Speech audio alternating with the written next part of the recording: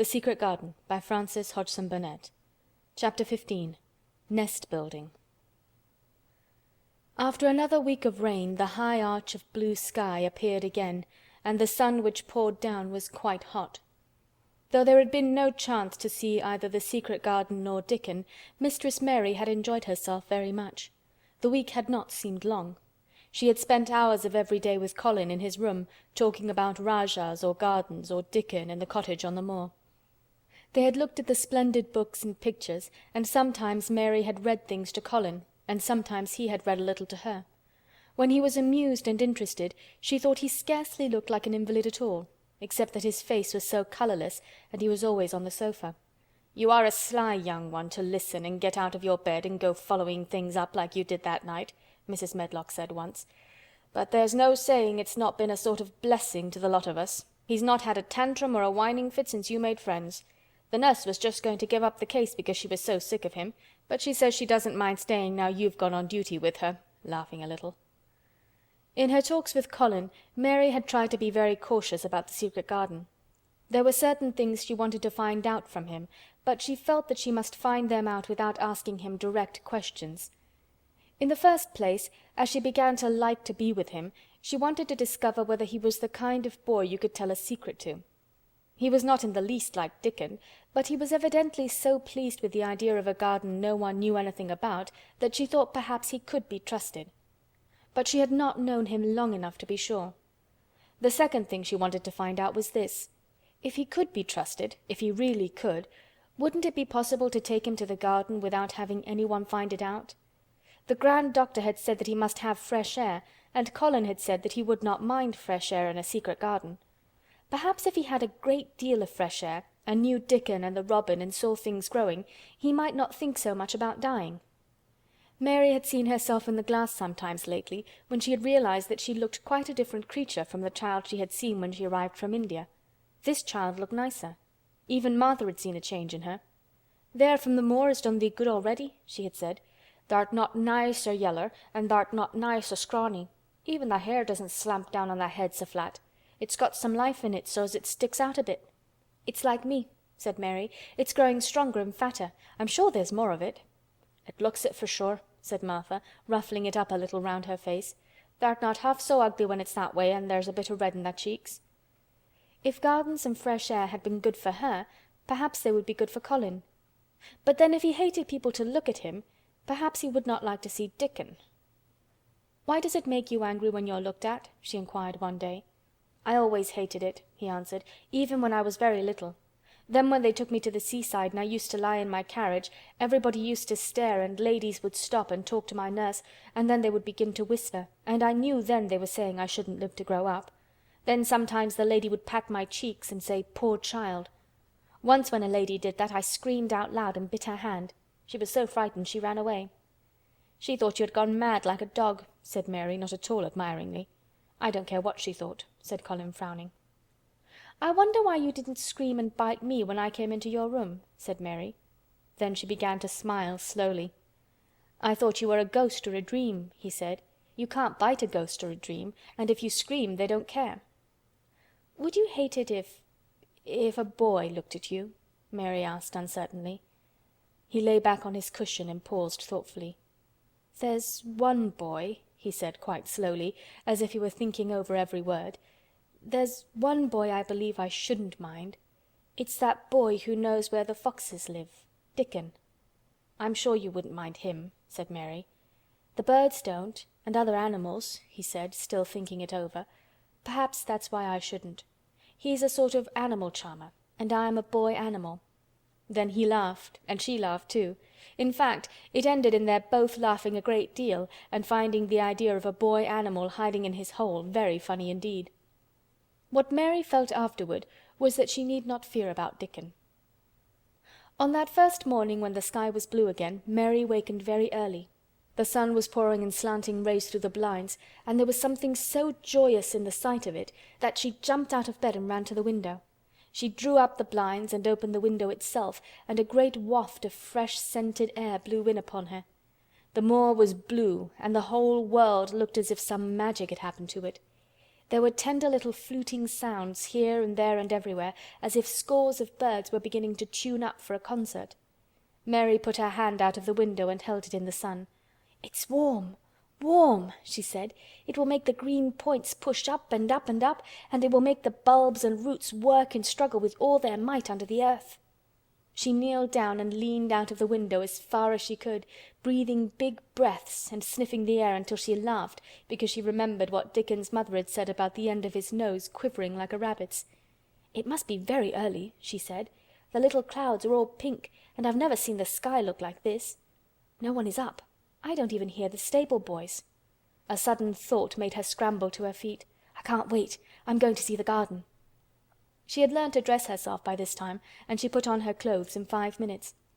She knew a small side door which she could unbolt herself, and she flew downstairs in her stocking feet and put on her shoes in the hall. She unchained and unbolted and unlocked, and when the door was open she sprang across the step with one bound, and there she was, standing on the grass, which seemed to have turned green, and with the sun pouring down on her, and warm sweet wafts about her, and the fluting and twittering and singing coming from every bush and tree. She clasped her hands for pure joy and looked up in the sky, and it was so blue and pink and pearly and white and flooded with springtime light that she felt as if she must flute and sing aloud herself, and knew that thrushes and robins and skylarks could not possibly help it. She ran around the shrubs and paths towards the secret garden. "It is all different already," she said. "The grass is greener, and things are sticking up everywhere, and things are uncurling, and green buds of leaves are showing. This afternoon I am sure Dickon will come." The long warm rain had done strange things to the herbaceous beds which bordered the walk by the lower wall. There were things sprouting and pushing out from the roots of clumps of plants, and there were actually here and there glimpses of royal purple and yellow unfurling among the stems of crocuses. 6 months before, Mistress Mary would not have seen how the world was waking up, but now she missed nothing. When she had reached the place where the door hid itself under the ivy, she was startled by a curious loud sound. It was the caw-caw of a crow, and it came from the top of the wall, and when she looked up, there sat a big, glossy-plumaged, blue-black bird, looking down at her very wisely indeed. She had never seen a crow so close before, and he made her a little nervous. But the next moment he spread his wings and flapped away across the garden. She hoped he was not going to stay inside, and she pushed the door open, wondering if he would. When she got fairly into the garden, she saw that he did probably intend to stay, because he had alighted on a dwarf apple tree, and under the apple tree was lying a little reddish animal with a bushy tail, and both of them were watching the stooping body and rust-red head of Dickon, who was kneeling on the grass, working hard. Mary flew across the grass to him. "Oh, Dickon, Dickon!" she cried out. "How could you get here so early? How could you? The sun has only just got up." He got up himself, laughing and glowing and tousled, his eyes like a bit of the sky. "Eh," he said, "I was up long before him. How could I have stayed abed? The world's all fair begun again this morning, it has. And it's workin' and hummin' and scratchin' and pipin' and nest buildin' and breathin' out sense till you've got to be out in it, 'stead o' lyin' on your back. When the sun did jump up, the moor went mad for joy, and I was in the midst of the heather and run like mad myself, shoutin' and singin', and I come straight here. I couldn't have stayed away. Why, the garden was lyin' here waitin'." Mary put her hands on her chest, panting as if she had been running herself. "Oh, Dickon, Dickon," she said, "I'm so happy I can scarcely breathe." Seeing him talking to a stranger, the little bushy-tailed animal rose from its place under the tree and came to him, and the rook, cawing once, flew down from its branch and settled quietly on his shoulder. "This is the little fox cub," he said, rubbing the little reddish animal's head. "It's named Captain. And this here's Soot. Soot he flew across the moor with me, and Captain he run the same as if the hounds had been after him. They both felt the same as I did." Neither of the creatures looked as if he were the least afraid of Mary. When Dickon began to walk about, Soot stayed on his shoulder, and Captain trotted quietly close to his side. "See here," said Dickon. "See how these is pushed up, and these, and look at these here." He threw himself upon his knees, and Mary went down beside him. They had come upon a whole clump of crocuses burst into purple and orange and gold. Mary bent her face down and kissed them. "You never kiss a person in that way," she said when she lifted her head. "Flowers are so different." He looked puzzled, but smiled. "Eh," he said. "I've kissed mother many a time that way when I come in from the moor after a day's roaming, and she stood there in the door in the sun, looking so glad and comfortable." They ran from one part of the garden to another, and found so many wonders that they were obliged to remind themselves that they must whisper or speak low. He showed her swelling leaf buds on rose branches which had seemed dead. He showed her 10,000 new green points pushing through the mould. They put their eager young noses close to the earth and sniffed its warmed springtime breathing. They dug and pulled and laughed low with rapture until Mistress Mary's hair was as tumbled as Dickon's, and her cheeks were almost as poppy red as his.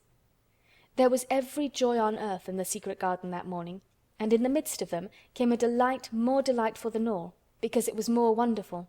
Swiftly something flew across the wall and darted through the trees to a close-grown corner, a little flare of red-breasted bird with something hanging from its beak.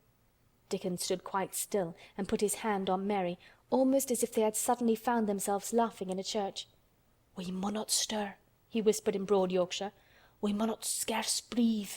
I knowed he was a mate hunting when I seed him last. It's Ben Weatherstaff's robin. He's building his nest. He'll stay here if us don't fight him." They settled down softly upon the grass and sat there without moving. "Us mustn't seem as if us was watching him too close," said Dickon. "He'd be out with us for good if he got the notion us was interferin' now. He'll be a good bit different till all this is over. He's setting up housekeeping. He'll be shyer and readier to take things ill. He's got no time for visitin' and gossiping. Us must keep still a bit and try to look as if us was grass and trees and bushes. Then, when he's got used to seeing us, I'll chirp a bit, and he'll know us'll not be in his way." Mistress Mary was not at all sure that she knew, as Dickon seemed to, how to try to look like grass and trees and bushes. But he had said the queer thing as if it were the simplest and most natural thing in the world, and she felt it must be quite easy to him, and indeed she watched him for a few minutes carefully, wondering if it was possible for him to quietly turn green and put out branches and leaves. But he only sat wonderfully still, and when he spoke dropped his voice to such a softness that it was curious that she could hear him. But she could. "It's part o' the springtime, this nest-building is," he said. "I warrant it's been goin' on in the same way every year since the world was begun. They've got their way o' thinkin' and doin' things, and a body had better not meddle. You can lose a friend in springtime easier than any other season if you're too curious."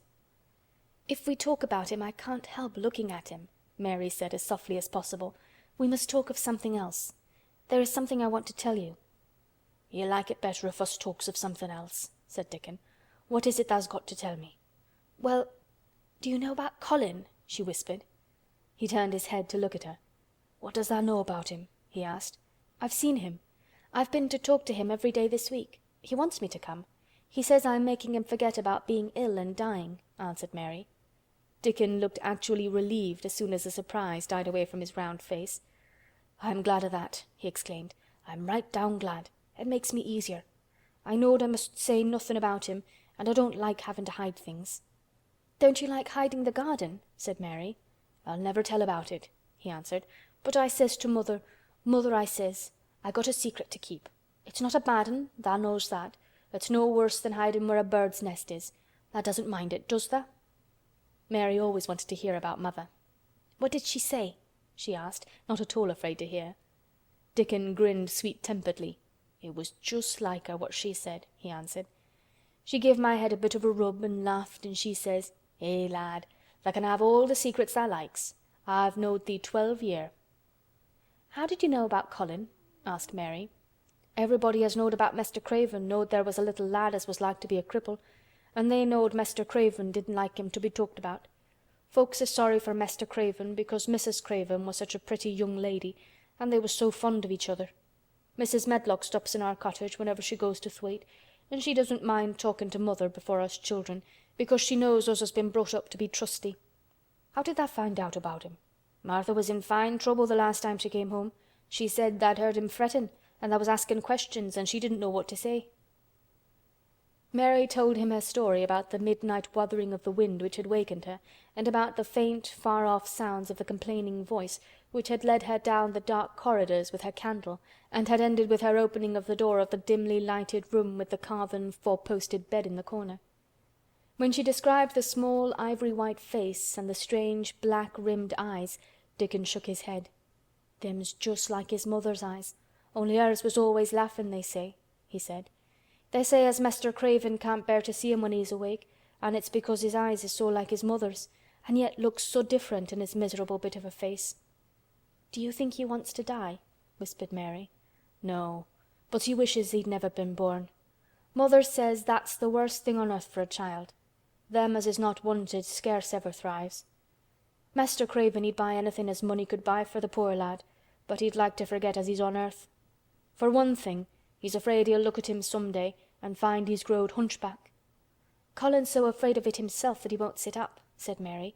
"He says he's always thinking that if he should feel a lump coming he should go crazy and scream himself to death." He oughtn't to lie there thinking things like that," said Dickon. "No lad could get well as thought them sort of things." The fox was lying on the grass close by him, looking up to ask for a pat now and then, and Dickon bent down and rubbed his neck softly and thought a few minutes in silence. Presently he lifted his head and looked round the garden. "When first we got in here," he said, "it seemed like everything was grey. Look round now and tell me if thou doesn't see a difference."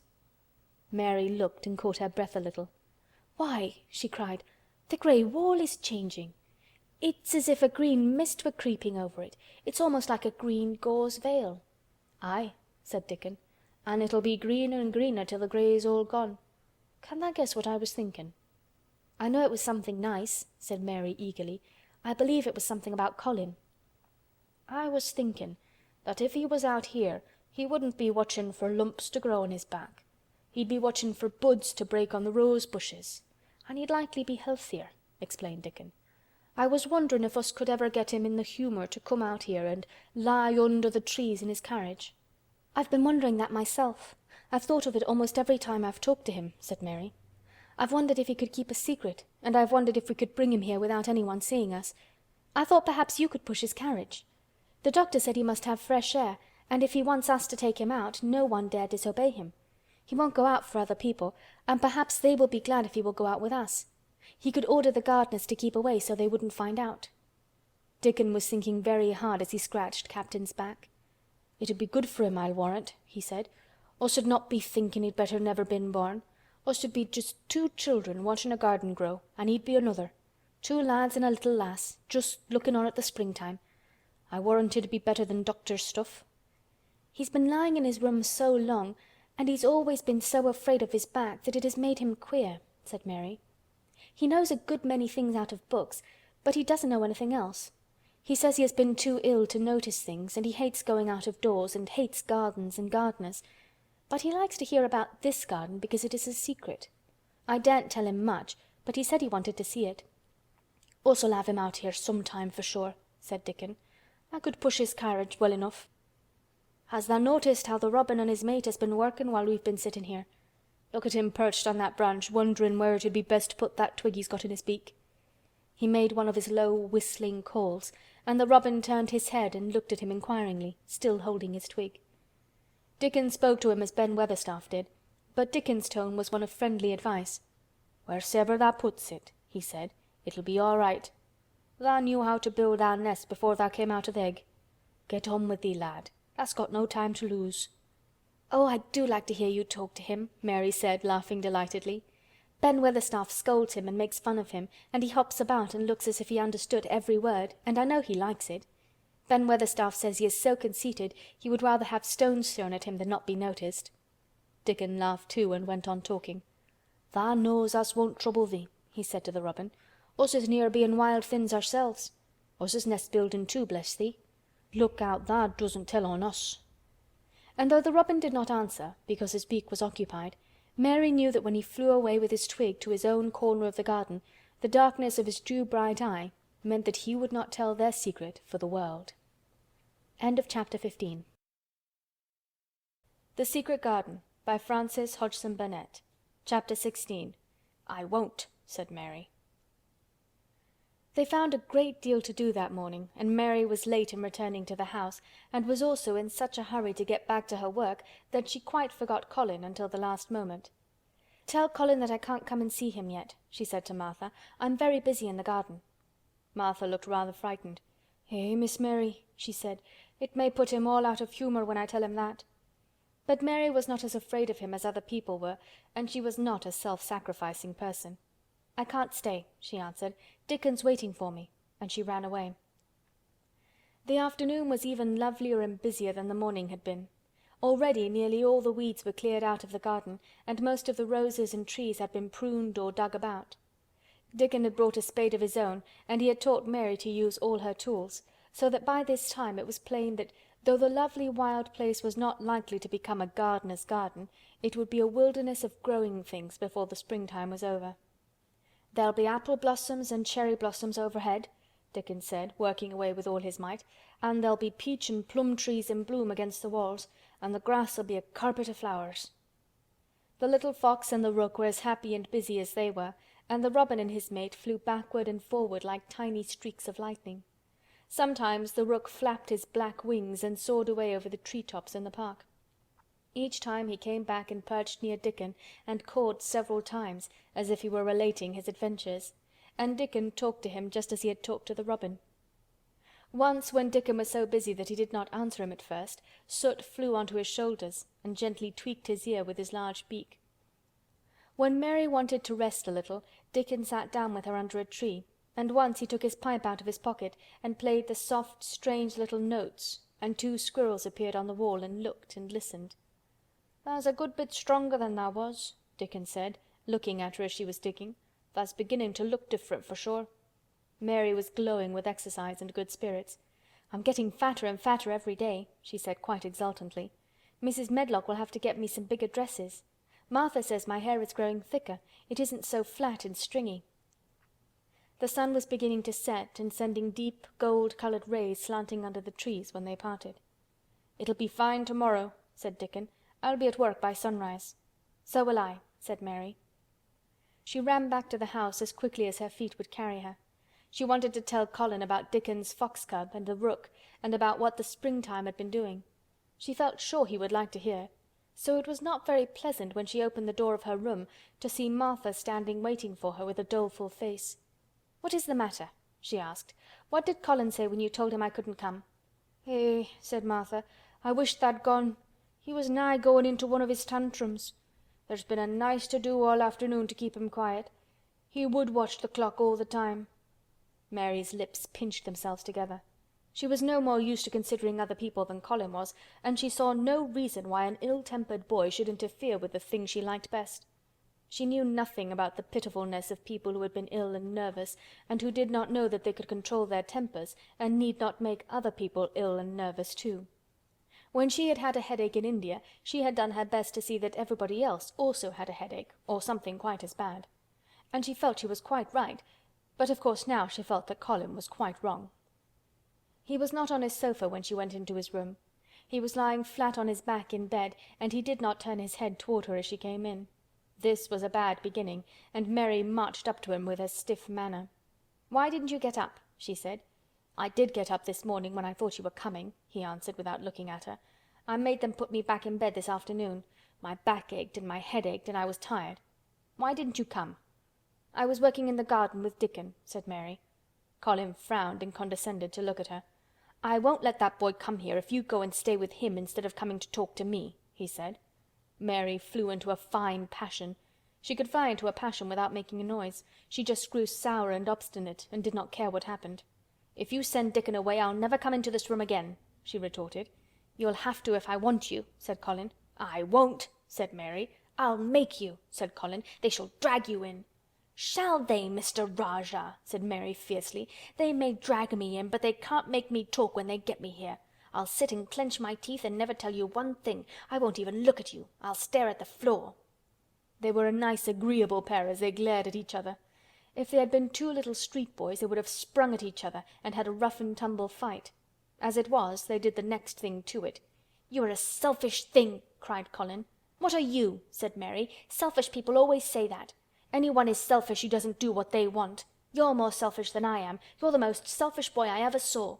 "I'm not," snapped Colin. "I'm not as selfish as your fine Dickon is. He keeps you playing in the dirt when he knows I am all by myself. He's selfish, if you like." Mary's eyes flashed fire. "He's nicer than any other boy that ever lived," she said. He's like an angel." It might sound rather silly to say that, but she did not care. "A nice angel!" Colin sneered ferociously. "He's a common cottage boy off the moor." "He's better than a common Rajah," retorted Mary. "He's 1,000 times better." Because she was the stronger of the two, she was beginning to get the better of him. The truth was that he had never had a fight with anyone like himself in his life, and upon the whole it was rather good for him, though neither he nor Mary knew anything about that. He turned his head on his pillow and shut his eyes, and a big tear was squeezed out and ran down his cheek. He was beginning to feel pathetic and sorry for himself, not for anyone else. "I'm not as selfish as you, because I'm always ill, and I'm sure there's a lump coming on my back," he said, "and I'm going to die besides." "You're not," contradicted Mary unsympathetically. He opened his eyes quite wide with indignation. He had never heard such a thing said before. He was at once furious and slightly pleased, if a person could be both at one time. "I'm not!" he cried. "I am! You know I am! Everybody says so." "I don't believe it," said Mary sourly. "You just say that to make people sorry. I believe you're proud of it. I don't believe it. If you were a nice boy it might be true, but you're too nasty." In spite of his invalid back, Colin sat up in bed in quite a healthy rage. "Get out of the room!" he shouted, and he caught hold of his pillow and threw it at her. He was not strong enough to throw it far, and it only fell at her feet, but Mary's face looked as pinched as a nutcracker. "I'm going," she said, "and I won't come back." She walked to the door, and when she reached it she turned round and spoke again. "I was going to tell you all sorts of nice things," she said. "Dickon brought his fox and his rook, and I was going to tell you all about them. Now I won't tell you a single thing." She marched out of the door and closed it behind her, and there, to her great astonishment, she found the trained nurse standing as if she had been listening, and more amazing still, she was laughing. She was a big, handsome young woman who ought not to have been a trained nurse at all, as she could not bear invalids, and she was always making excuses to leave Colin to Martha or anyone else who would take her place. Mary had never liked her, and she simply stood and gazed up at her as she stood giggling into her handkerchief. "What are you laughing at?" she asked her. "At you two young ones," said the nurse. "It's the best thing that could have happened to that sickly, pampered thing to have someone stand up to him that's as spoiled as himself." And she laughed into her handkerchief again. "If he'd had a young vixen of a sister to fight with, it would have been the saving of him." "Is he going to die?" "I don't know and I don't care," said the nurse. "Hysterics and temper are half what ails him." "What are hysterics?" asked Mary. "You'll find out if you work him into a tantrum after this. But at any rate you've given him something to have hysterics about, and I'm glad of it." Mary went back to her room, not feeling at all as she had felt when she had come in from the garden. She was cross and disappointed, but not at all sorry for Colin. She had looked forward to telling him a great many things, and she had meant to try to make up her mind whether it would be safe to trust him with the great secret. She had been beginning to think it would be, but now she had changed her mind entirely. She would never tell him, and he could stay in his room and never get any fresh air and die if he liked. It would serve him right. She felt so sour and unrelenting that for a few minutes she almost forgot about Dickon and the green veil creeping over the world and the soft wind blowing down from the moor. Martha was waiting for her, and the trouble in her face had been temporarily replaced by interest and curiosity. There was a wooden box on the table, and its cover had been removed and revealed that it was full of neat packages. "Mr. Craven sent it to you," said Martha. "It looks as if it had picture books in it." Mary remembered what he had asked her the day she had gone to his room. "Do you want anything? Dolls? Toys? Books?" She opened the package, wondering if he had sent a doll, and also wondering what she should do with it if he had. But he had not sent one. There were several beautiful books such as Colin had, and 2 of them were about gardens and were full of pictures. There were 2 or 3 games, and there was a beautiful little writing case with a gold monogram on it and a gold pen and inkstand. Everything was so nice that her pleasure began to crowd her anger out of her mind. She had not expected him to remember her at all, and her hard little heart grew quite warm. "I can write better than I can print," she said, "and the first thing I shall write with that pen will be a letter to tell him I am much obliged." If she had been friends with Colin, she would have run to show him her presents at once, and they would have looked at the pictures and read some of the gardening books, and perhaps tried playing the games, and he would have enjoyed himself so much he would never once have thought he was going to die, or have put his hand on his spine to see if there was a lump coming. He had a way of doing that which she could not bear. It gave her an uncomfortable, frightened feeling, because he always looked so frightened himself. He said that even if he felt quite a little lump some day, he should know his hunch had begun to grow. Something he had heard Mrs. Medlock whispering to the nurse had given him the idea, and he had thought over it in secret until it was quite firmly fixed in his mind. Mrs. Medlock had said his father's back had begun to show its crookedness in that way when he was a child. He had never told anyone but Mary that most of his tantrums, as they called them, grew out of his hysterical, hidden fear. Mary had been sorry for him when he had told her. "He always began to think about it when he was cross or tired," she said to herself, "and he has been cross today. Perhaps he has been thinking about it all afternoon." She stood still, looking down at the carpet and thinking. "I said I would never go back again," she hesitated, knitting her brows, "but perhaps, just perhaps, I will go and see if he wants me in the morning. Perhaps he'll try to throw his pillow at me again, but I think I'll go." End of chapter 16. The Secret Garden by Frances Hodgson Burnett. Chapter 17. A Tantrum. She had got up very early in the morning and had worked hard in the garden, and she was tired and sleepy, so as soon as Martha had brought her supper and she had eaten it, she was glad to go to bed. As she laid her head on the pillow, she murmured to herself, "I'll go out before breakfast and work with Dickon, and then afterward I believe I'll go to see him." She thought it was the middle of the night when she was awakened by such dreadful sounds that she jumped out of bed in an instant. What was it? What was it? The next minute she felt quite sure she knew. Doors were opened and shut, and there were hurrying feet in the corridors, and someone was crying and screaming at the same time, screaming and crying in a horrible way. "It's Colin," she said. "He's having one of those tantrums the nurse called hysterics. How awful it sounds!" As she listened to the sobbing screams, she did not wonder that people were so frightened that they gave him his own way in everything rather than hear them. She put her hands over her ears and felt sick and shivering. "I don't know what to do. I don't know what to do," she kept saying. "I can't bear it." Once she wondered if he would stop if she dared go to him, and then she remembered how he had driven her out of the room, and thought that perhaps the sight of her might make him worse. Even when she pressed her hands more tightly over her ears, she could not keep the awful sounds out.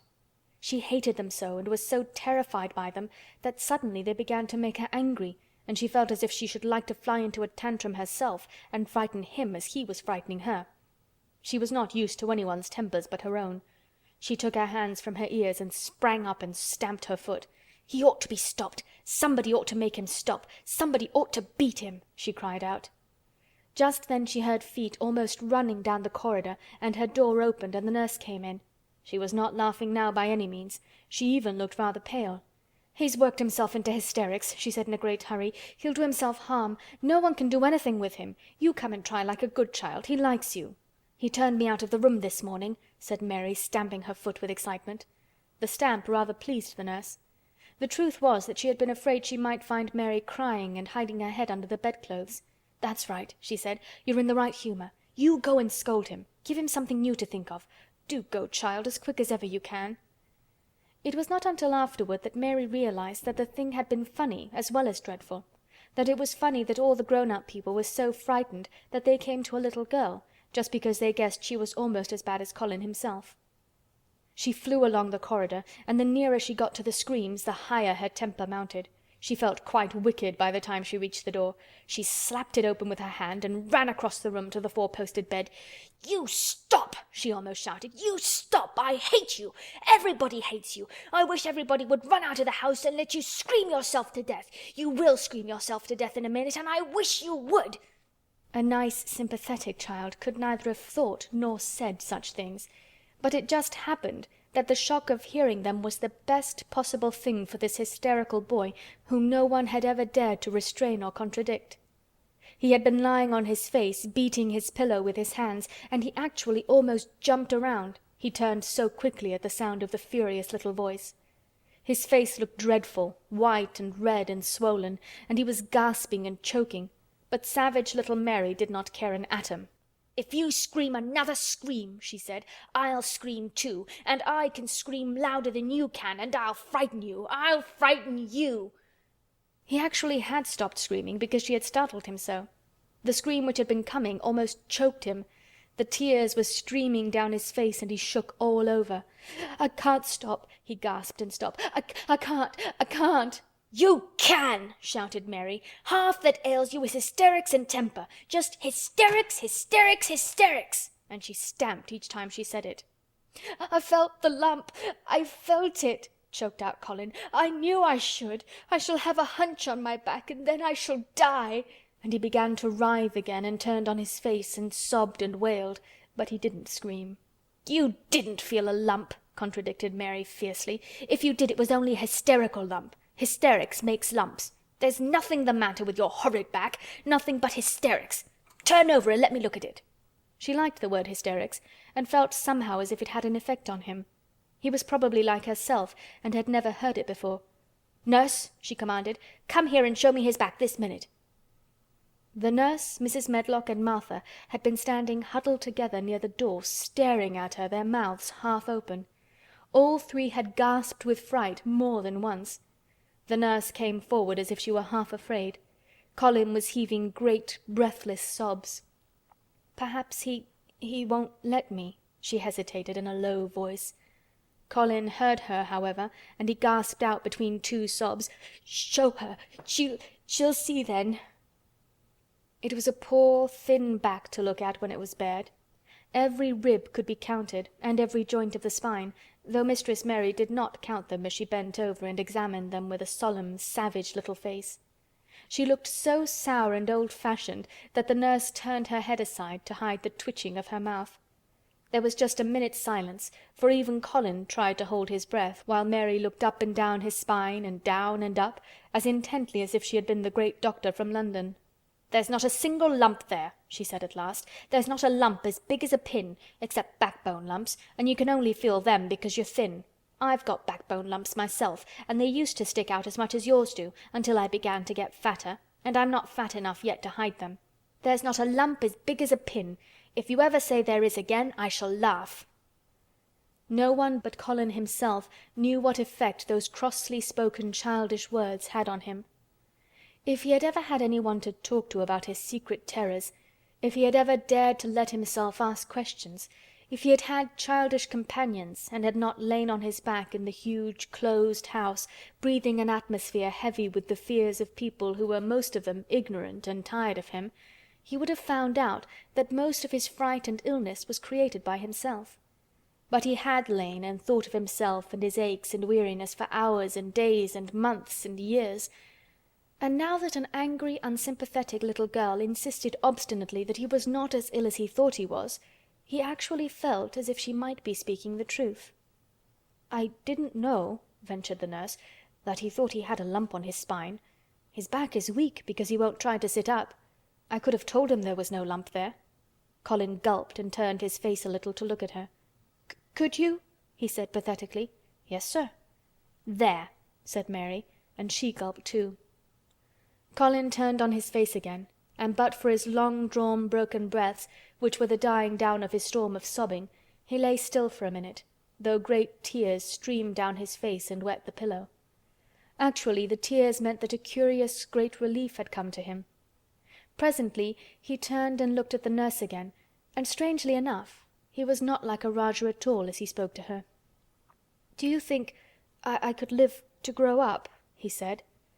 The nurse was neither clever nor soft-hearted, but she could repeat some of the London doctor's words. "You probably will if you do what you are told to do and not give way to your temper and stay out a great deal in the fresh air." Colin's tantrum had passed, and he was weak and worn out with crying, and this perhaps made him feel gentle. He put out his hand a little toward Mary, and I am glad to say that, her own tantrum having passed, she was softened too, and met him halfway with her hand, so that it was a sort of making up. I'll go out with you, Mary," he said. "I shan't hate fresh air if we can find—" He remembered just in time to stop himself from saying, "if we can find the secret garden," and he ended, "I shall like to go out with you if Dickon will come and push my chair. I do so want to see Dickon and the fox and the crow." The nurse remade the tumbled bed and shook and straightened the pillows. Then she made Colin a cup of beef tea and gave a cup to Mary, who really was very glad to get it after her excitement. Mrs. Medlock and Martha gladly slipped away, and after everything was neat and calm and in order, the nurse looked as if she would very gladly slip away also. She was a healthy young woman who resented being robbed of her sleep, and she yawned quite openly as she looked at Mary, who had pushed her big footstool close to the four-posted bed and was holding Colin's hand. "You must go back and get your sleep out," she said. "He'll drop off after a while, if he's not too upset. Then I'll lie down myself in the next room." "Would you like me to sing you that song I learned from my ayah?" Mary whispered to Colin. His hand pulled hers gently, and he turned his tired eyes on her appealingly. "Oh yes," he answered. "It's such a soft song. I shall go to sleep in a minute." "I will put him to sleep," Mary said to the yawning nurse. "You can go if you like." "Well," said the nurse, with an attempt at reluctance, "if he doesn't go to sleep in half an hour you must call me." "Very well," answered Mary. The nurse was out of the room in a minute, and as soon as she was gone Colin pulled Mary's hand again. "I almost told," he said, "but I stopped myself in time. I won't talk, and I'll go to sleep, but you said you had a whole lot of nice things to tell me. Do you think you have found out anything at all about the way into the secret garden?" Mary looked at his poor little tired face and swollen eyes, and her heart relented. "Yes," she answered, "I think I have. And if you will go to sleep, I will tell you tomorrow." His hand quite trembled. "Oh, Mary," he said. "Oh, Mary, if I could get into it, I think I should live to grow up. Do you suppose that instead of singing the ayah song, you could just tell me softly as you did that first day what you imagine it looks like inside? I'm sure it will make me go to sleep." "Yes," answered Mary. "Shut your eyes." He closed his eyes and lay quite still, and she held his hand and began to speak very slowly and in a very low voice. "I think it has been left alone so long that it has grown all into a lovely tangle.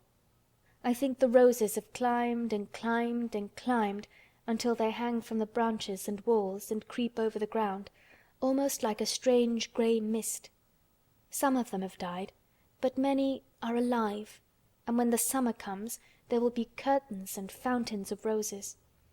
I think the ground is full of daffodils and snowdrops and lilies and iris, working their way out of the dark. Now the spring has begun, perhaps... The soft drone of her voice was making him stiller and stiller, and she saw it and went on.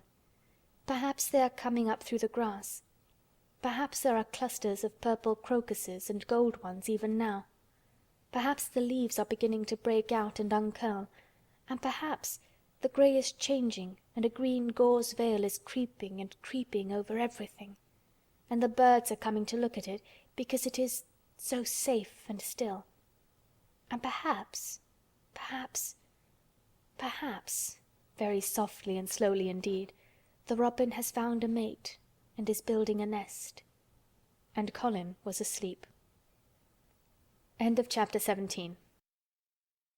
The Secret Garden by Frances Hodgson Burnett. Chapter 18. Thou Munnot Waste No Time. Of course Mary did not awaken early the next morning. She slept late because she was tired, and when Martha brought her breakfast she told her that though Colin was quite quiet, he was ill and feverish as he always was after he had worn himself out with a fit of crying. Mary ate her breakfast slowly as she listened. "He says he wishes thou would please go and see him as soon as thou can," Martha says. "It's queer what a fancy he's took to thee. Thou did give it him last night for sure, didn't thou? Nobody else would have dared to do it. Eh, poor lad, he's been spoiled till salt won't save him. Mother says as the two worst things as can happen to a child is never to have his own way or always to have it. She doesn't know which is the worst.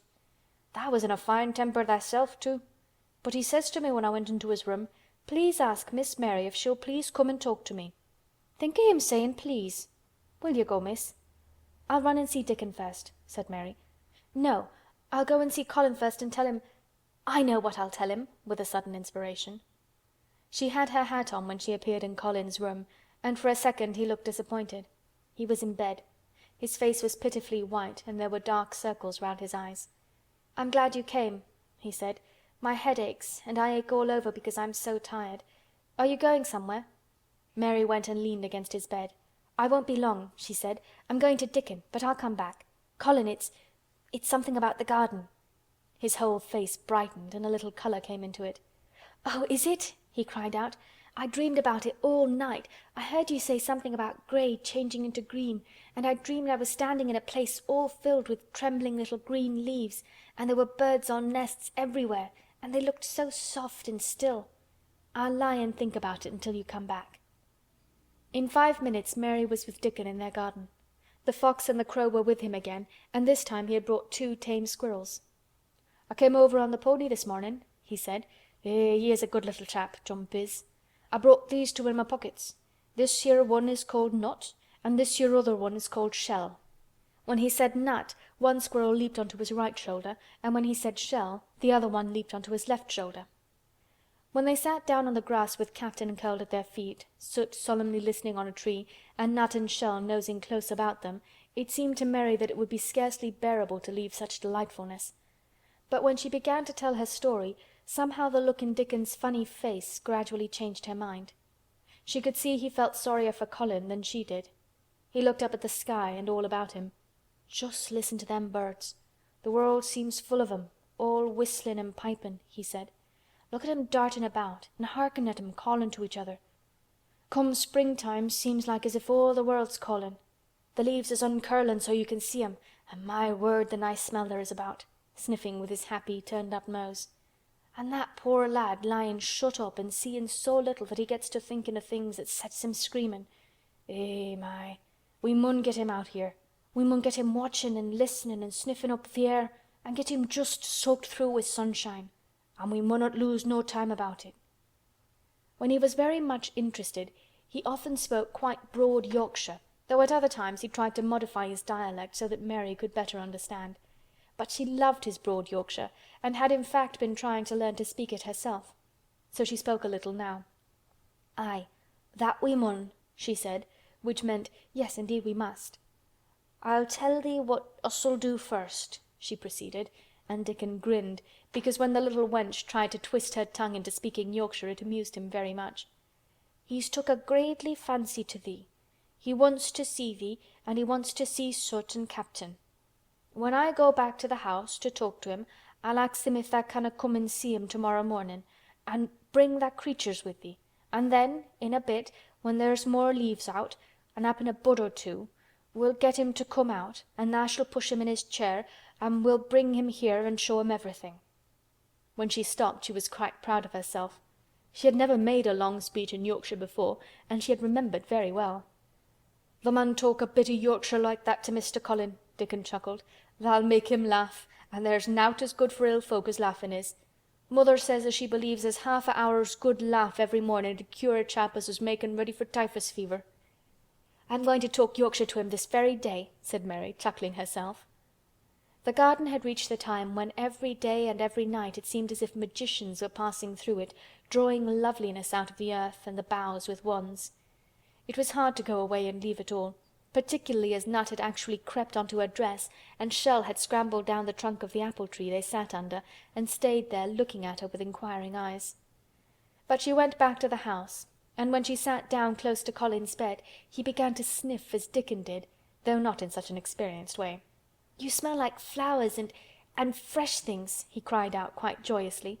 "What is it you smell of? It's cool and warm and sweet all at the same time." "It's the wind from the moor," said Mary.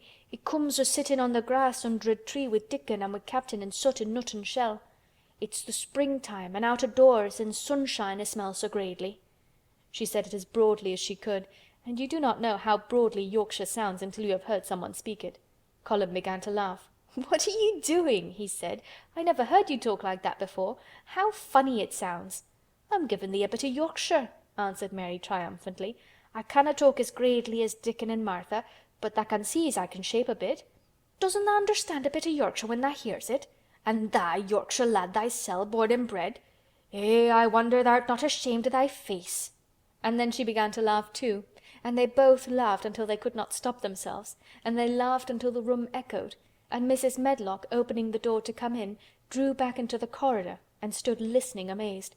"Well, upon my word," she said, speaking rather broad Yorkshire herself because there was no one to hear her, and she was so astonished.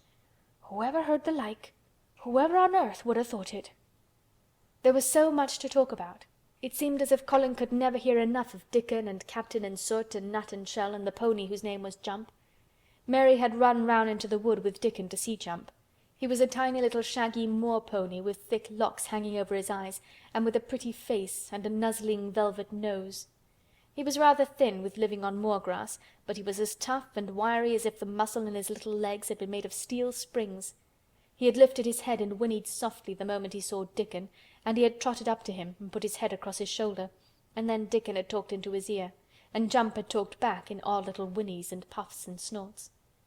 Dickon had made him give Mary his small front hoof and kiss her on her cheek with his velvet muzzle. "Does he really understand everything Dickon says?" Colin asked. "It seems as if he does," answered Mary.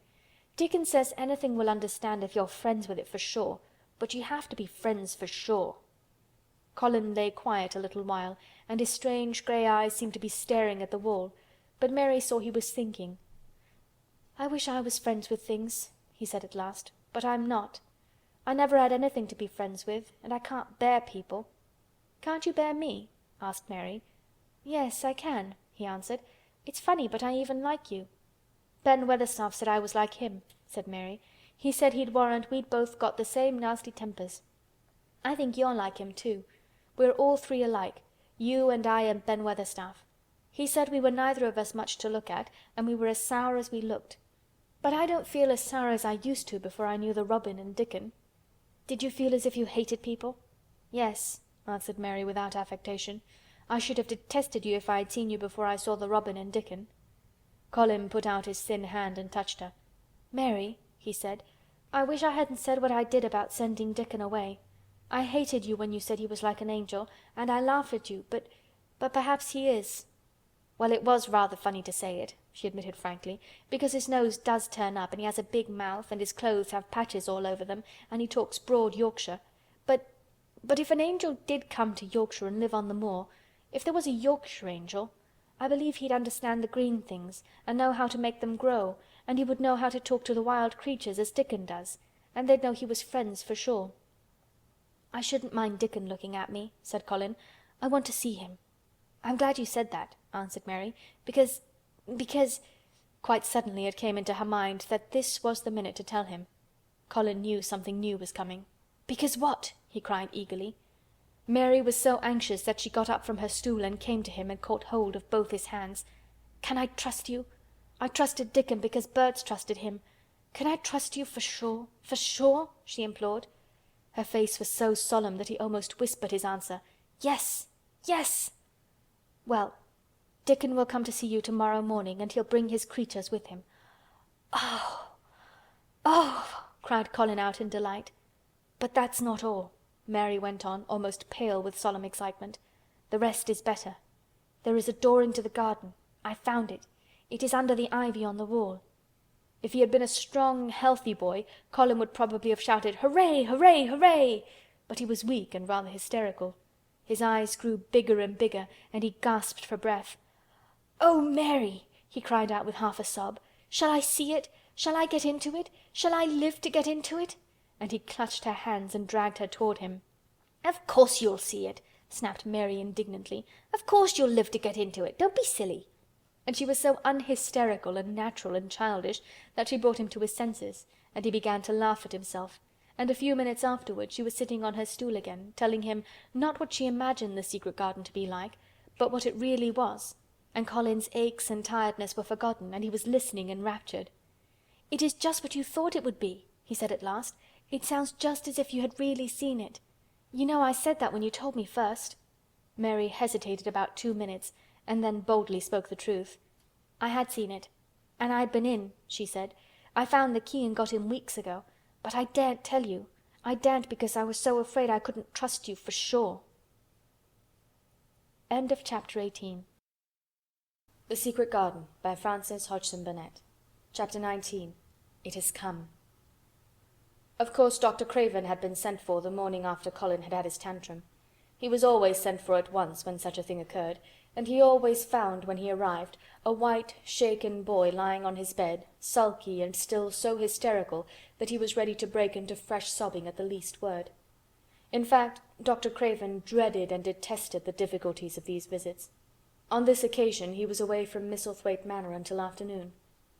"How is he?" he asked Mrs. Medlock rather irritably when he arrived. "He will break a blood vessel in one of those fits some day. The boy is half insane with hysteria and self-indulgence."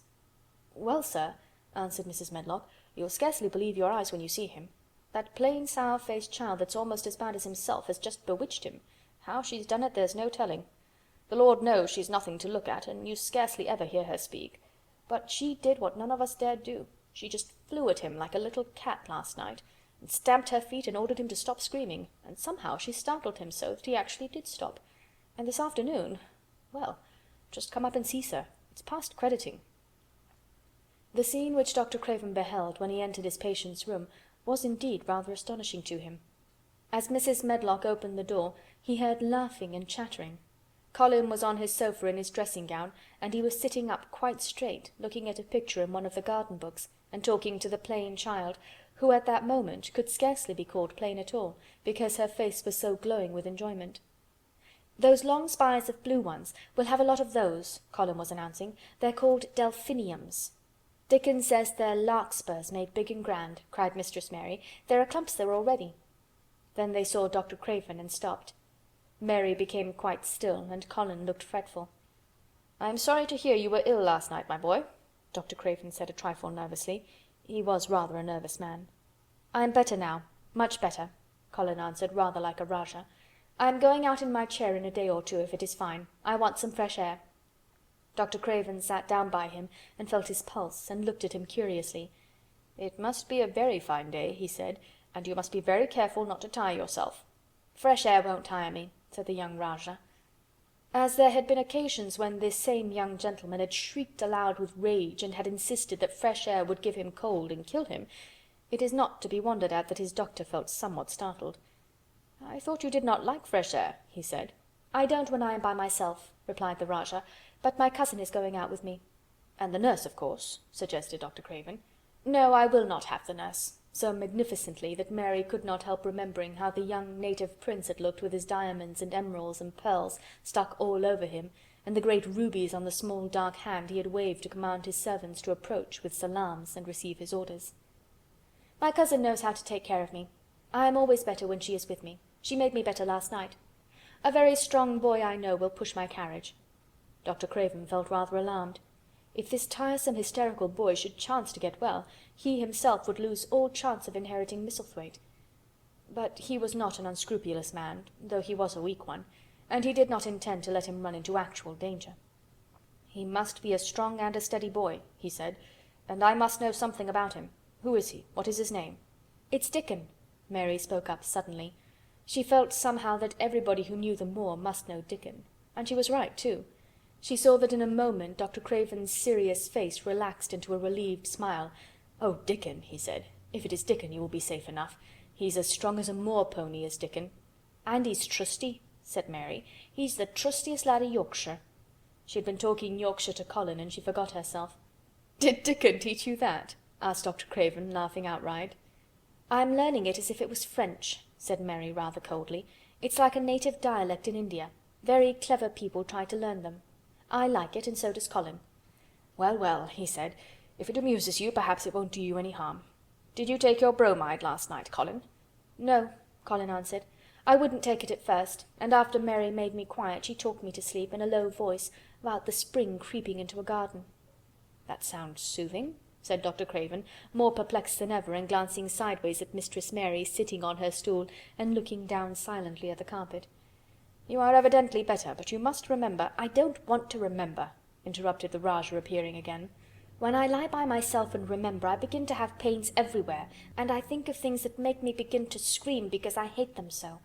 If there was a doctor anywhere who could make you forget you were ill instead of remembering it, I would have him brought here," and he waved a thin hand which ought really to have been covered with royal signet rings made of rubies. "It is because my cousin makes me forget that she makes me better." Dr. Craven had never made such a short stay after a tantrum. Usually he was obliged to remain a very long time and do a great many things. This afternoon he did not give any medicine or leave any new orders, and he was spared any disagreeable scenes. When he went downstairs he looked very thoughtful, and when he talked to Mrs. Medlock in the library she felt that he was a much puzzled man. "Well, sir," she ventured, "could you have believed it?" "It is certainly a new state of affairs," said the doctor. "I believe Susan Sowerby's right. I do that," said Mrs. Medlock. I stopped in her cottage on my way to Thwaite yesterday, and had a bit of talk with her. And she says to me, 'Well, Sarah Ann, she mayn't be a good child, and she mayn't be a pretty one, but she's a child, and children needs children.' We went to school together, Susan Sowerby and me." "She's the best sick nurse I know," said Dr. Craven. "When I find her in a cottage, I know the chances are that I shall save my patient." Mrs. Medlock smiled. She was fond of Susan Sowerby. "She's got a way with her, has Susan," she went on quite volubly. "I've been thinking all morning of one thing she said yesterday. She says, 'Once when I was giving the children a bit of preach after they'd been fighting, I says to them all, "Where I was at school, my geography told us the world was shaped like an orange, and I found out before I was 10 that the whole orange doesn't belong to nobody. No one owns more than his bit of a quarter, and there's times it seems like there's not enough quarters to go round. But don't you, none of you, think as you own the whole orange, or you'll find out you're mistaken, and you won't find it out without hard knocks. What children learns from children, she says, is that there's no sense in grabbing at the whole orange, peel and all. If you do, you'll likely not even get the pips, and them's too bitter to eat." "She's a shrewd woman," said Dr. Craven, putting on his coat. "Well, she's got a way of saying things," ended Mrs. Medlock, much pleased. "Sometimes I've said to her, Susan, if you was a different woman and didn't talk such broad Yorkshire, I've seen the times when I should have said you was clever."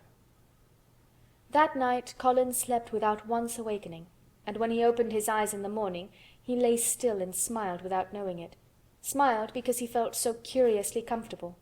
It was actually nice to be awake, and he turned over and stretched his limbs luxuriously. He felt as if tight strings which had held him had loosened themselves and let him go. He did not know that Dr. Craven would have said that his nerves had relaxed and rested themselves. Instead of lying and staring at the wall and wishing he had not awakened, his mind was full of the plans he and Mary had made yesterday, of pictures of the garden, and of Dickon and his wild creatures. It was so nice to have things to think about. And he had not been awake more than 10 minutes when he heard feet running along the corridor, and Mary was at the door. The next minute she was in the room and had run across to his bed, bringing with her a waft of fresh air full of the scent of the morning. "You've been out! You've been out! There's that nice smell of leaves!" he cried. She had been running, and her hair was loose and blown, and she was bright with the air and pink-cheeked, though he could not see it. "It's so beautiful," she said, a little breathless with her speed. "You never saw anything so beautiful. It has come. I thought it had come that other morning, but it was only coming. It is here now. It has come. The spring. Dickon says so." "Has it?" cried Colin, and though he really knew nothing about it, he felt his heart beat. He actually sat up in bed. "Open the window," he added, laughing half with joyful excitement and half at his own fancy. "Perhaps we may hear golden trumpets." And though he laughed, Mary was at the window in a moment, and in a moment more it was opened wide, and freshness and softness and scents and bird songs were pouring through. "That's fresh air," she said. "Lie on your back and draw in long breaths of it. That's what Dickon does when he's lying on the moor. He says he feels it in his veins, and it makes him strong, and he feels as if he could live forever and ever. Breathe it and breathe it." She was only repeating what Dickon had told her, but she caught Colin's fancy. "Forever and ever. Does it make him feel like that?" he said, and he did as she told him, drawing in long, deep breaths over and over again, until he felt something quite new and delightful was happening to him. Mary was at his bedside again. "Things are crowding up out of the earth," she ran on in a hurry, "and there are flowers uncurling and buds on everything, and the green veil has covered nearly all the grey, and the birds are in such a hurry about their nests for fear they may be too late, that some of them are even fighting for places in the secret garden. And the rose bushes look as wick can be, and there are primroses in the lanes and woods, and the seeds we planted are up, and Dickon has brought the fox and the crow and the squirrels and a newborn lamb." And then she paused for breath. The new-born lamb Dickon had found 3 days before lying by its dead mother among the gorse bushes on the moor. It was not the first motherless lamb he had found, and he knew what to do with it. He had taken it to the cottage wrapped in his jacket, and he had let it lie near the fire, and had fed it with warm milk.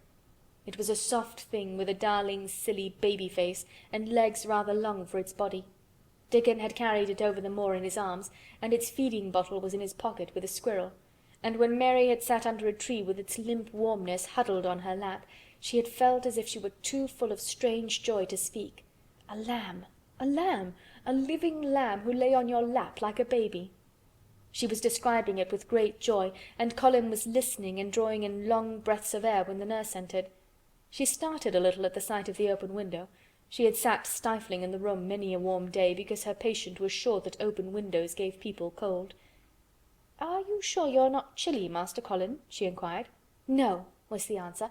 "I am breathing long breaths of fresh air. It makes you strong. I am going to get up to the sofa for breakfast. My cousin will have breakfast with me." The nurse went away, concealing a smile, to give the order for 2 breakfasts. She found the servants' hall a more amusing place than the invalid's chamber, and just now everybody wanted to hear the news from upstairs.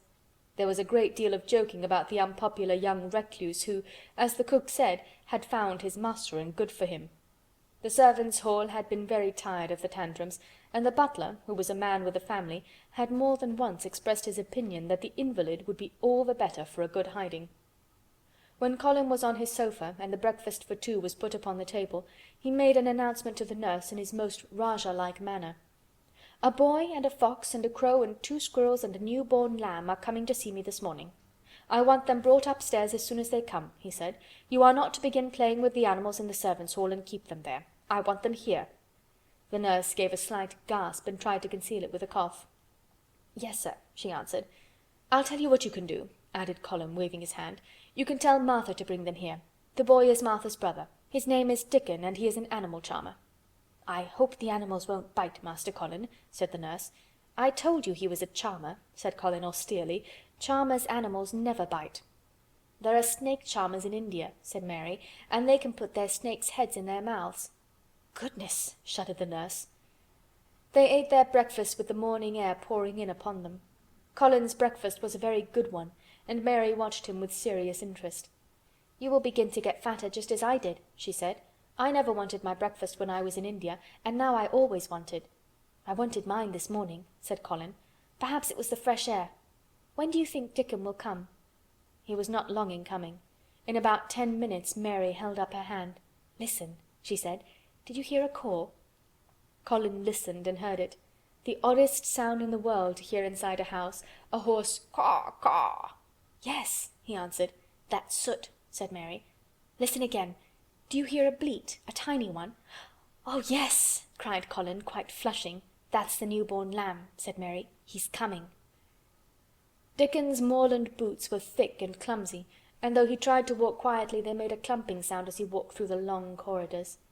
Mary and Colin heard him marching, marching, until he passed through the tapestry door onto the soft carpet of Colin's own passage. "If you please, sir," announced Martha, opening the door.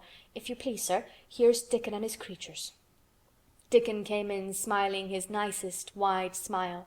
The newborn lamb was in his arms, and the little red fox trotted by his side.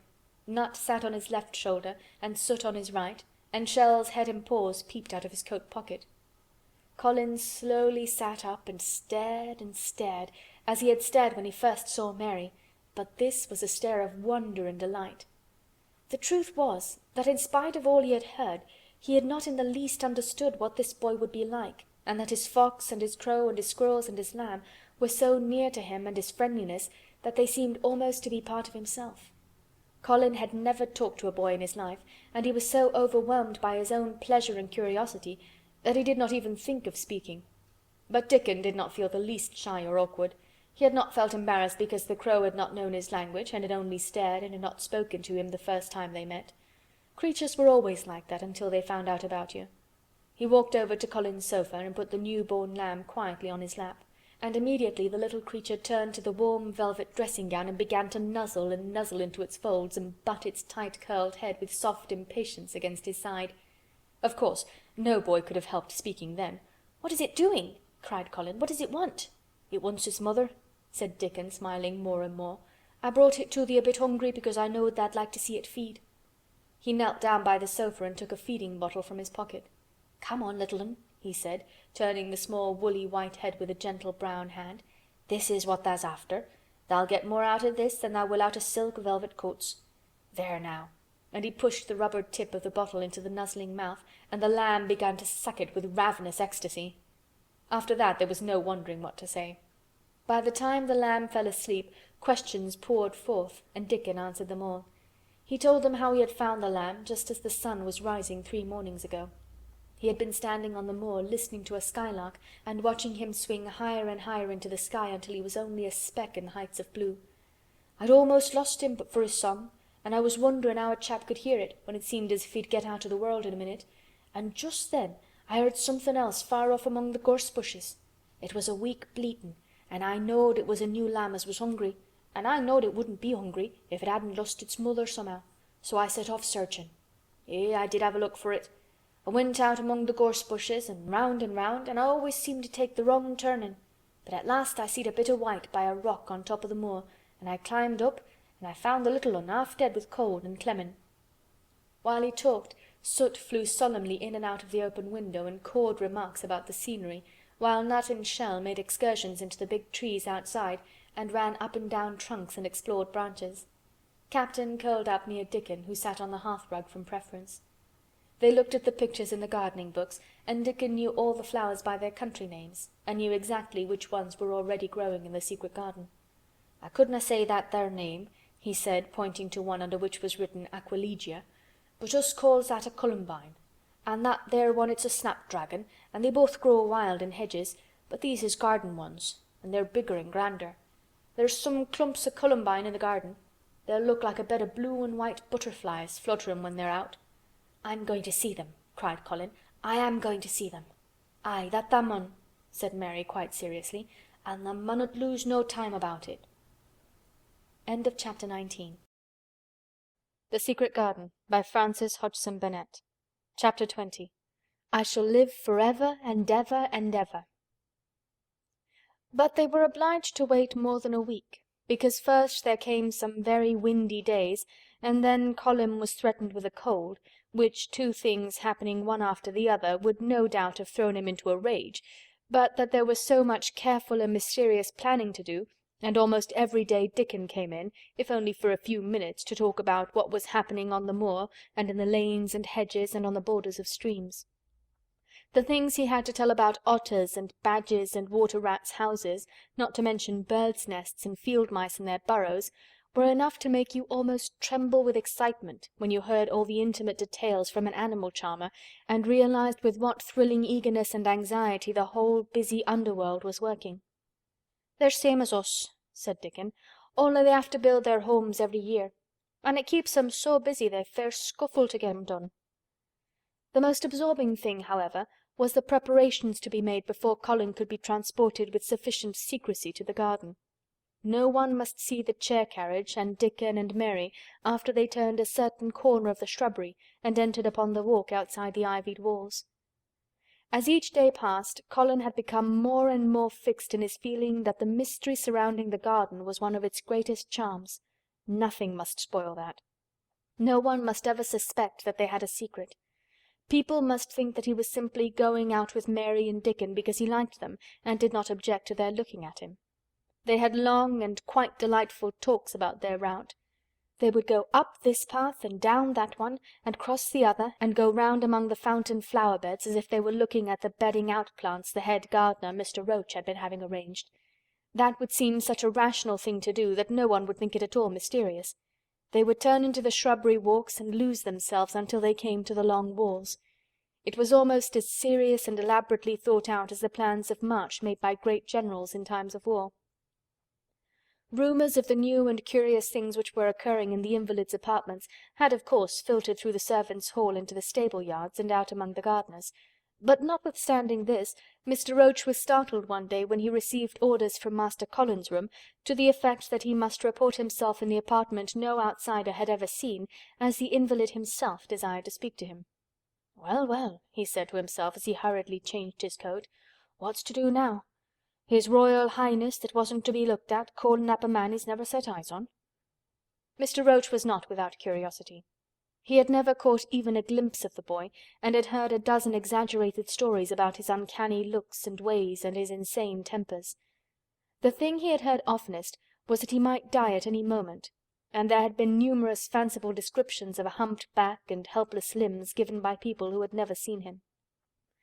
"Things are changing in this house, Mr. Roach," said Mrs. Medlock, as she led him up the back staircase to the corridor on to which opened the hitherto mysterious chamber. "Let's hope they're changing for the better, Mrs. Medlock," he answered. "They couldn't well change for the worse," she continued, "and queer as it all is, there's them as finds their duties made a lot easier to stand up under. Don't you be surprised, Mr. Roach, if you find yourself in the middle of a menagerie and Martha Sowerby's Dickon more at home than you or me could ever be." There really was a sort of magic about Dickon, as Mary always privately believed. When Mr. Roach heard his name he smiled quite leniently. "He'd be at home in Buckingham Palace or at the bottom of a coal mine," he said. "And yet it's not impudence either. He's just fine, is that lad." It was perhaps well he had been prepared, or he might have been startled. When the bedroom door was opened, a large crow, which seemed quite at home perched on the high back of a carven chair, announced the entrance of the visitor by saying "Caw! Caw!" quite loudly. In spite of Mrs. Medlock's warning, Mr. Roach only just escaped being sufficiently undignified to jump backward. The young Rajah was neither in bed nor on his sofa. He was sitting in an armchair, and a young lamb was standing by him shaking its tail in feeding lamb fashion as Dickon knelt, giving it milk from its bottle. A squirrel was perched on Dickon's bent back, attentively nibbling a nut. The little girl from India was sitting on a big footstool looking on. "Here is Mr. Roach, Master Colin," said Mrs. Medlock. The young Rajah turned and looked his servitor over. At least, that was what the head gardener felt happened. "Oh, you are Roach, are you?" he said. "I sent for you to give you some very important orders." "Very good, sir," answered Roach, wondering if he was to receive instructions to fell all the oaks in the park, or to transform the orchards into water gardens. "I am going out in my chair this afternoon," said Colin. "If the fresh air agrees with me, I may go out every day. When I go, none of the gardeners are to be anywhere near the long walk by the garden walls. No one is to be there. I shall go out about 2 o'clock, and everyone must keep away until I send word that they may go back to their work." "Very good, sir," replied Mr. Roach, much relieved to hear that the oaks might remain and that the orchards were safe. "Mary," said Colin, turning to her, "what is that thing you say in India when you have finished talking and want people to go?" "You say, 'You have my permission to go,'" answered Mary. The Rajah waved his hand. "You have my permission to go, Roach," he said. "But remember, this is very important." "Caw! Caw!" remarked the crow hoarsely but not impolitely. "Very good, sir. Thank you, sir," said Mr. Roach, and Mrs. Medlock took him out of the room. Outside in the corridor, being a rather good-natured man, he smiled until he almost laughed. "My word," he said, "he's got a fine lordly way with him, hasn't he? You'd think he was a whole royal family rolled into one, prince consort and all." "Eh," protested Mrs. Medlock, "we've had to let him trample over every one of us since he had feet, and he thinks that's what folks was born for." "Perhaps he'll grow out of it if he lives," suggested Mr. Roach. "Well, there's one thing pretty sure," said Mrs. Medlock. "If he does live, and that Indian child stays here, I'll warrant she teaches him that the whole orange does not belong to him, as Susan Sowerby says. And he'll be likely to find out the size of his own quarter." Inside the room Colin was leaning back on his cushions. "It's all safe now," he said, "and this afternoon I shall see it. This afternoon I shall be in it." Dickon went back to the garden with his creatures, and Mary stayed with Colin. She did not think he looked tired, but he was very quiet before their lunch came, and he was quiet while they were eating it.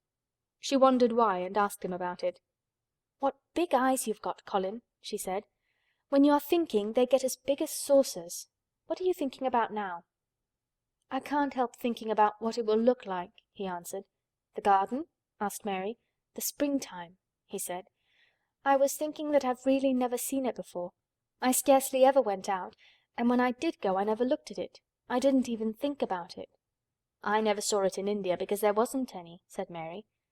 Shut in and morbid as his life had been, Colin had more imagination than she had, and at least he had spent a good deal of time looking at wonderful books and pictures. "That morning when you ran in and said, 'It's come, it's come,' you made me feel quite queer. It sounded as if things were coming with a great procession and big bursts and wafts of music. I've a picture like it in one of my books. Crowds of lovely people and children with garlands and branches with blossoms on them, everyone laughing and dancing and crowding and playing on pipes. That was why I said, 'Perhaps we shall hear golden trumpets,' and told you to throw open the window." "How funny," said Mary. "That's really just what it feels like, and if all the flowers and leaves and green things and birds and wild creatures danced past at once, what a crowd it would be. I'm sure they'd dance and sing and flute, and that would be the wafts of music." They both laughed, but it was not because the idea was laughable, but because they both so liked it. A little later the nurse made Colin ready. She noticed that instead of lying like a log while his clothes were put on, he sat up and made some efforts to help himself, and he talked and laughed with Mary all the time. "This is one of his good days, sir," she said to Dr. Craven, who dropped in to inspect him. "He's in such good spirits that it makes him stronger." "I'll call in again later in the afternoon, after he has come in," said Dr. Craven. "I must see how the going out agrees with him. I wish," in a very low voice, "that he would let you go with him." "I'd rather give up the case this moment, sir, than even stay here while it's suggested," answered the nurse with sudden firmness. "I hadn't really decided to suggest it," said the doctor with a slight nervousness. "We'll try the experiment. Dickon's a lad I'd trust with a newborn child." The strongest footman in the house carried Colin downstairs and put him in his wheeled chair near which Dickon waited outside. After the manservant had arranged his rugs and cushions, the Rajah waved his hand to him and to the nurse. "You have my permission to go," he said, and they both disappeared quickly, and it must be confessed giggled when they were safely inside the house. Dickon began to push the wheeled chair slowly and steadily. Mistress Mary walked beside it, and Colin leaned back and lifted his face to the sky. The arch of it looked very high, and the small snowy clouds seemed like white birds floating on outspread wings below its crystal blueness. The wind swept in soft, big breaths down from the moor, and was strange, with a wild, clear, scented sweetness. Colin kept lifting his thin chest to draw it in, and his big eyes looked as if it were they which were listening instead of his ears. "There are so many sounds of singing and humming and calling out," he said. "What is that scent the puffs of wind bring?" "It's the gorse on the moor that's opening out," answered Dickon. "Eh, the bees are at it wonderful today." Not a human creature was to be caught sight of in the paths they took. In fact, every gardener or gardener's lad had been witched away. But they wound in and out among the shrubbery and out and around the fountain beds, following their carefully planned route, for the mere mysterious pleasure of it. But when at last they turned into the long walk by the ivied walls, the excited sense of an approaching thrill made them, for some curious reason they could not have explained, begin to speak in whispers. "This is it," breathed Mary. "This is where I used to walk up and down and wonder and wonder." "Is it?" cried Colin, and his eyes began to search the ivy with eager curiousness. "But I can see nothing," he whispered. "There is no door." "That's what I thought," said Mary. Then there was a lovely breathless silence, and the chair wheeled on. "That is the garden where Ben Weatherstaff works," said Mary. "Is it?" said Colin. A few yards more and Mary whispered again. "This is where the robin flew over the wall," she said. "Is it?" cried Colin. "Oh, I wish he'd come again." "And that," said Mary with solemn delight, pointing under a big lilac bush, "is where he perched on the little heap of earth and showed me the key." Then Colin sat up. "Where? Where?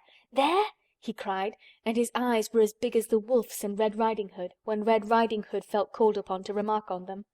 Dickon stood still, and the wheeled chair stopped.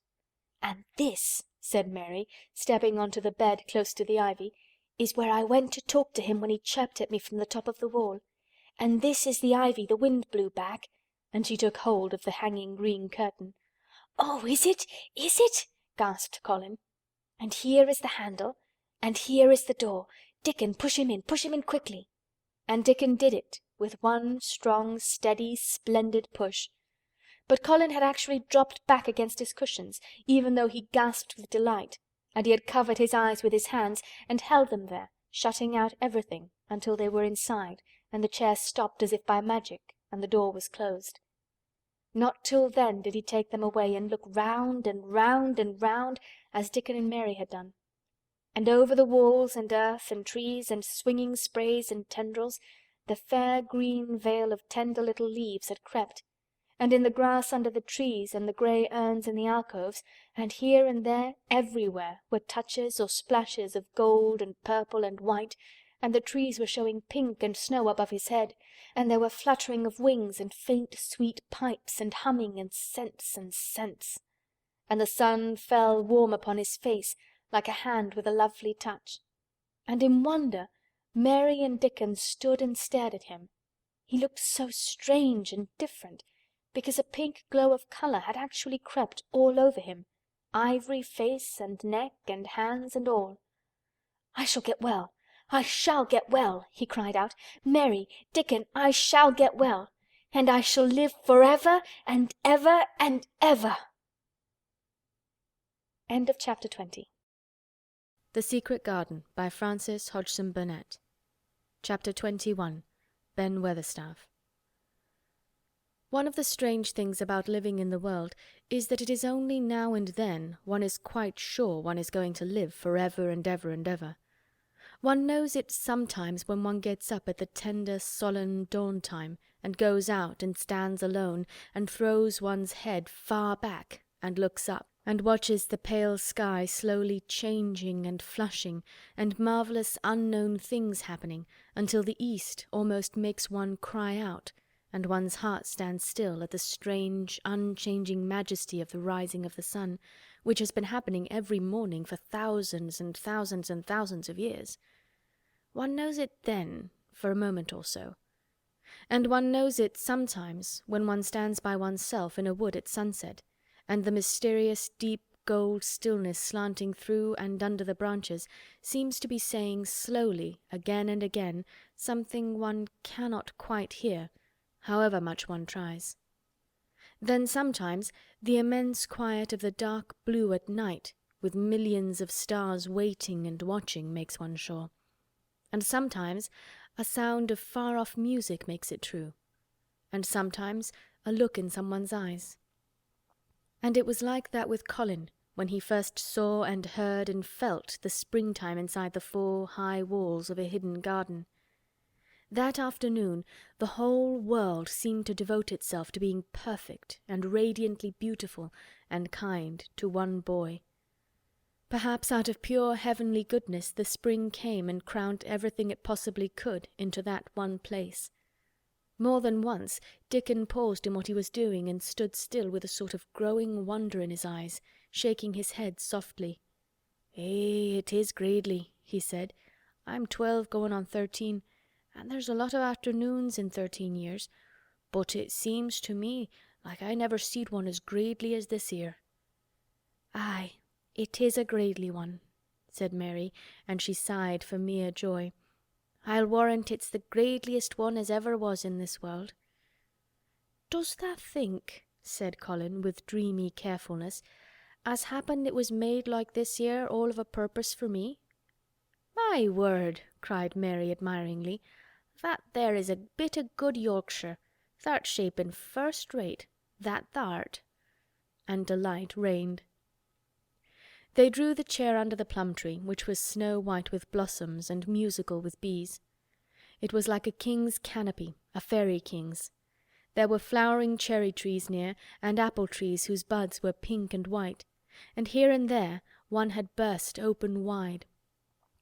Between the blossoming branches of the canopy bits of blue sky looked down like wonderful eyes. Mary and Dickon worked a little here and there, and Colin watched them. They brought him things to look at, buds which were opening, buds which were tight closed, bits of twig whose leaves were just showing green, the feather of a woodpecker which had dropped on the grass, the empty shell of some bird early hatched. Dickon pushed the chair slowly round and round the garden, stopping every other moment to let him look at wonders springing out of the earth or trailing down from trees. It was like being taken in state round the country of a magic king and queen and shown all the mysterious riches it contained. "I wonder if we shall see the robin," said Colin. "Tha'll see him often enow after a bit," answered Dickon. "When th' eggs hatches out, the little chap he'll be kept so busy it'll make his head swim. Tha'll see him flyin' backward and for'ard, carryin' worms nigh as big as himself, and that much noise goin' on in the nest when he gets there as fair flusters him so as he scarce knows which big mouth to drop the first piece in, and gapin' beaks and squawks on every side. Mother says as when she sees the work a robin has to keep them gapin' beaks filled, she feels like she was a lady with nothin' to do. She says she's seen the little chaps when it seemed like the sweat must be droppin' off 'em, though folk can't see it." This made them giggle so delightedly that they were obliged to cover their mouths with their hands, remembering that they must not be heard. Colin had been instructed as to the law of whispers and low voices several days before. He liked the mysteriousness of it and did his best, but in the midst of excited enjoyment it is rather difficult never to laugh above a whisper. Every moment of the afternoon was full of new things, and every hour the sunshine grew more golden. The wheeled chair had been drawn back under the canopy, and Dickon sat down on the grass, and had just drawn out his pipe, when Colin saw something he had not had time to notice before. "That's a very old tree over there, isn't it?" he said. Dickon looked across the grass at the tree, and Mary looked, and there was a brief moment of stillness. "Yes," answered Dickon after it, and his low voice had a very gentle sound. Mary gazed at the tree and thought. "The branches are quite grey, and there's not a single leaf anywhere," Colin went on. "It's quite dead, isn't it?" "Aye," admitted Dickon, "but them roses as has climbed all over it will near hide every bit o' the dead wood when they're full o' leaves and flowers. It won't look dead then. It'll be the prettiest of all." Mary still gazed at the tree and thought. "It looks as if a big branch had been broken off," said Colin. "I wonder how it was done." "It's been done many a year," answered Dickon. "Eh!" with a sudden relieved start, and laying his hand on Colin. "Look at that robin! There he is! He's been foraging for his mate."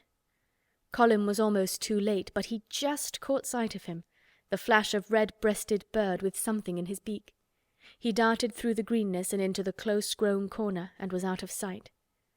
Colin leaned back on his cushion again, laughing a little. "He's taking her tea to her. Perhaps it's 5 o'clock. I think I'd like some tea myself."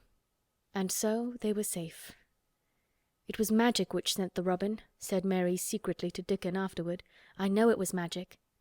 For both she and Dickon had been afraid Colin might ask something about the tree whose branch had broken off 10 years ago, and they had talked it over together, and Dickon had stood and rubbed his head in a troubled way. "We mun look as if it wasn't no different from t'other trees," he had said. "We couldn't never tell him how it broke, poor lad. If he says anything about it, we mun try to look cheerful." "Aye, that we mun," had answered Mary. But she had not felt as if she looked cheerful when she gazed at the tree. She wondered and wondered in those few moments if there was any reality in that other thing Dickon had said. He had gone on rubbing his rust-red hair in a puzzled way, but a nice, comforted look had begun to grow in his blue eyes.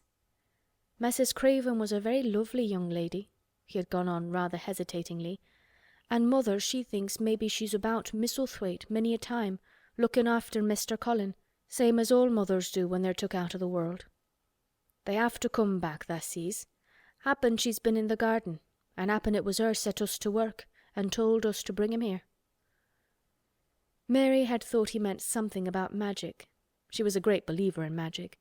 Secretly she quite believed that Dickon worked magic, of course good magic, on everything near him, and that was why people liked him so much, and wild creatures knew he was their friend. She wondered, indeed, if it were not possible that his gift had brought the robin just at the right moment when Colin asked that dangerous question. She felt that his magic was working all the afternoon and making Colin look like an entirely different boy. It did not seem possible that he could be the crazy creature who had screamed and beaten and bitten his pillow. Even his ivory whiteness seemed to change.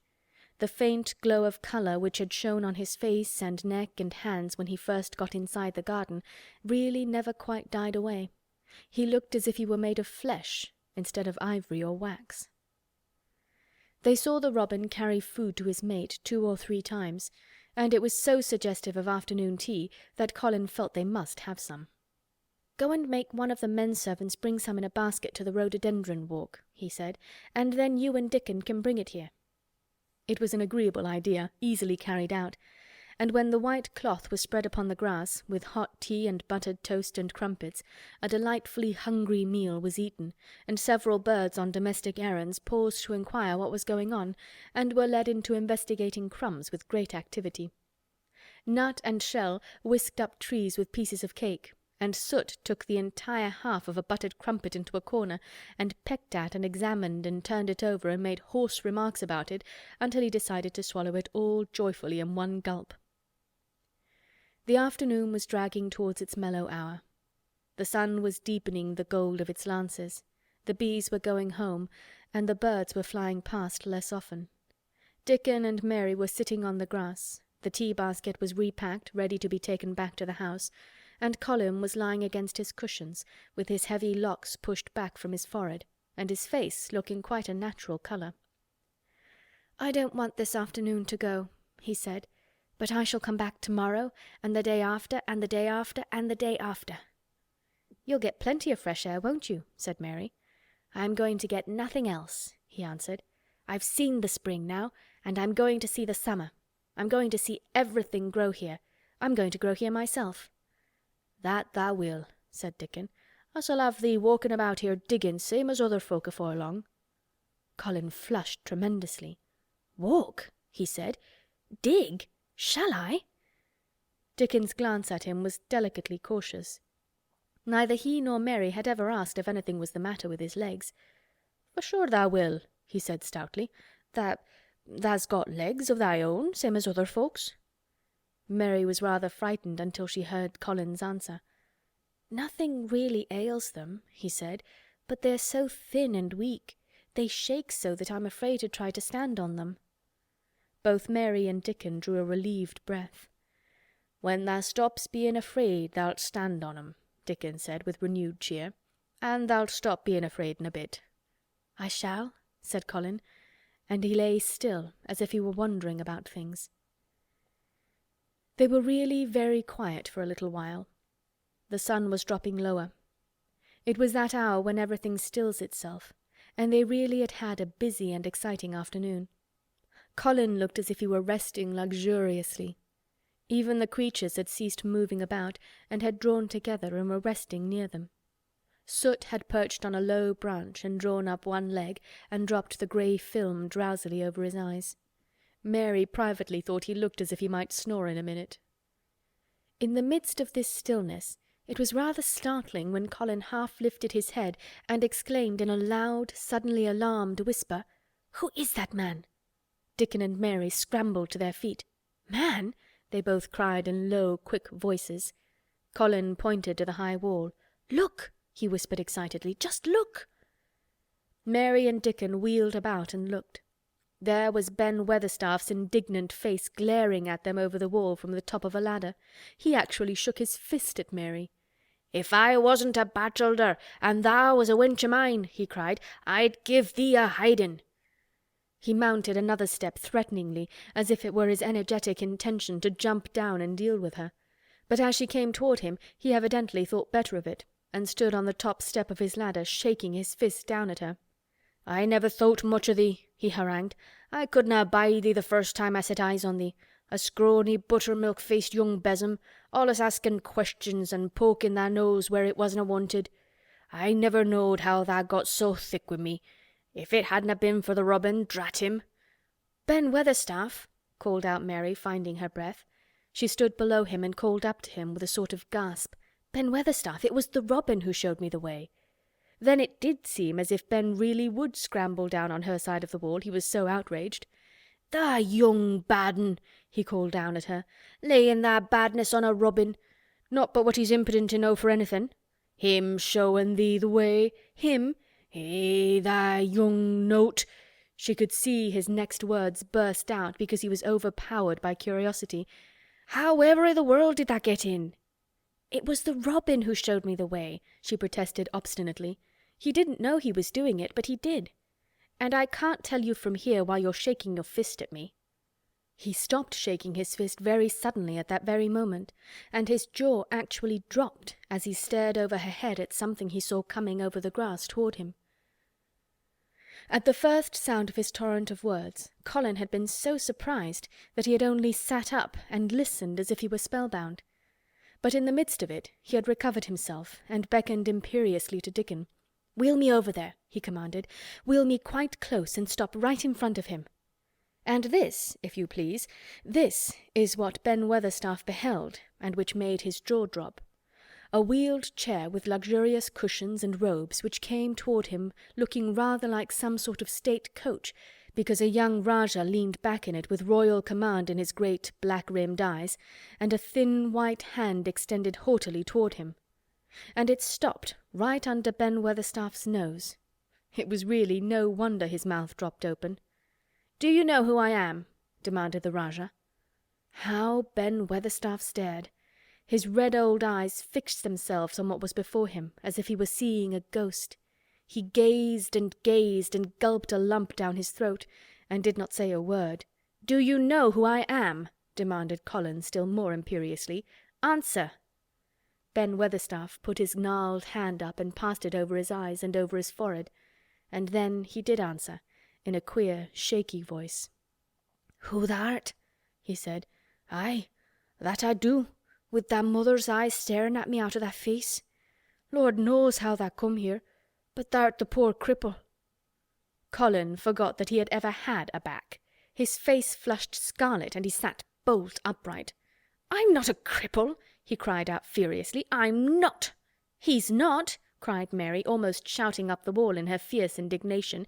"He's not got a lump as big as a pin. I looked and there was none there, not one."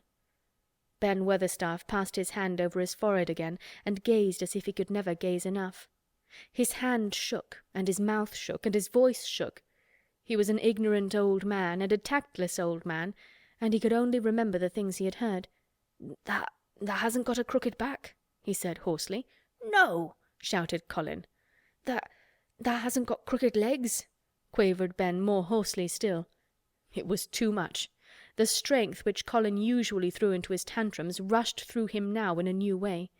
Never yet had he been accused of crooked legs, even in whispers, and the perfectly simple belief in their existence which was revealed by Ben Weatherstaff's voice was more than Rajah, flesh and blood, could endure. His anger and insulted pride made him forget everything but this one moment, and filled him with a power he had never known before, an almost unnatural strength. "Come here!" he shouted to Dickon, and he actually began to tear the coverings off his lower limbs and disentangle himself. Come here this minute!" Dickon was by his side in a second.